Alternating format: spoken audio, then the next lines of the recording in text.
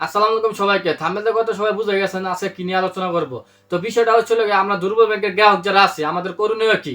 আমাদের করণীয় হচ্ছে ভাই প্রথম করণীয় হচ্ছে আমরা বিনা কারণে কেউ সবাই মিলে একসাথে টাকা তুলতে যাব না। ঠিক আছে? সবাই মিলে যদি একসাথে টাকা তুলতে যায় বিশ্বের যত বড় ব্যাংকই আছে আপনাদের টাকা কেউই দিতে পারবে না। কোনো ব্যাংকই দিতে পারবে না। বাংলাদেশের যত বড় ব্যাংকই হোক বা আপনার বিশ্বের যত বড় ব্যাংকই হোক একসাথে গেলে কোনো ব্যাংকই আপনাদের টাকা দিতে পারবে না। আর ভয় পাওয়ার কোনো কারণ নাই। বাংলাদেশ ব্যাংকের গভর্নর থেকে শুরু কইরা ঠিক আছে আপনার মুখপাত্র হাসনা রাশিকা ম্যাডাম উনিও কিন্তু বিজ্ঞপ্তি দিছে যে যারা যারা দুর্বল ব্যাংক আছে যে কটা দুর্বল ব্যাংক আছে সব গ্রাহকের টাকা আমানত বাংলাদেশ ব্যাংকের দায়ভার আছে। ঠিক আছে? তো অতএব ভয় পাইয়া কেউ আমরা টাকা তুলতে যাব না। তো আরেকটা কথা হচ্ছিল গিয়া সোশ্যাল ইসলামী ব্যাংকের যারা গ্রাহক আছে বিশেষ করে সবাই ব্যাংকটাকে সাপোর্ট করি। ব্যাংকটি কিন্তু 29 বছর শেষ করে 30 বছরে পড়ছে। ঠিক আছে?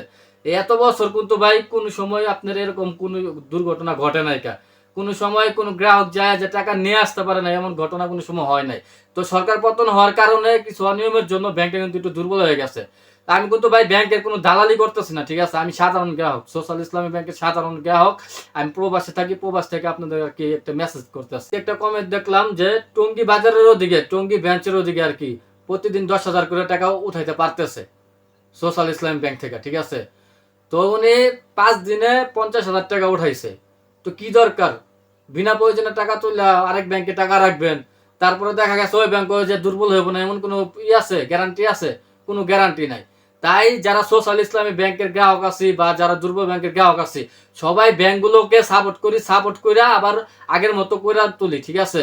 ইনশাল্লাহ ইনশাল্লাহ আল্লাহ চাইলে ব্যাংক আবার আগের মতো সুস্থ হয়ে যাবো, ভালো পজিশনে আসবে। তারপরে দেখা গেছে আমরা যারা দুর্বল ব্যাংকের গ্রাহক আছি সবাই আগের মতো সার্ভিস পাবো। যদি আমরা সাপোর্ট না করি ব্যাংক যদি কিছু ধরনের কোনো ক্ষতি হয়ে যায় আরো বড় ধরনের ক্ষতি হয়ে যায় এমনি তো ক্ষতির মুখে, তারপরে কিন্তু আমরা যারা সাধারণ গ্রাহক আছি সবাই ভোগান্তির শিকার হবো এই টাকার জন্য।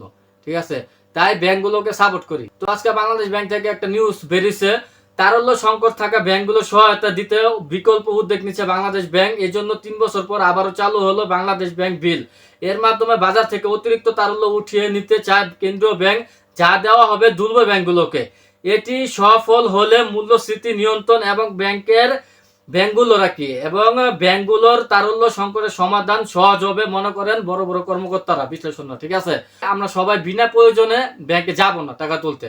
ভয় পেয়ে যে টাকা তুলতে যাইতাছি এটা কিন্তু আমাদের নিজেদের ক্ষতি, আমরা নিজেরাই টাইনা আনতাছি। ব্যাংক কিন্তু বন্ধ হইব না, এটা বাংলাদেশের গভর্নর থেকে শুরু করে মুখপাত্র বাংলাদেশের ব্যাংকের হোসনে আরা শিখা ম্যাডাম উনিও কিন্তু বলছে বাংলাদেশের ব্যাংক কোনো ব্যাংক বন্ধ হইব না। ঠিক আছে? আর একটা কথা হচ্ছিল আমি ফেসবুকে ঢুকলে দেখি সোশ্যাল ইসলামী ব্যাংকের পোস্টে বা ইসলামী ব্যাংকের পোস্টে আরো যারা ফার্স্ট সিকিউরিটি ইসলামী ব্যাংকের পোস্টে দেখি হারিয়ে দেয়, হারিয়ে দেয়।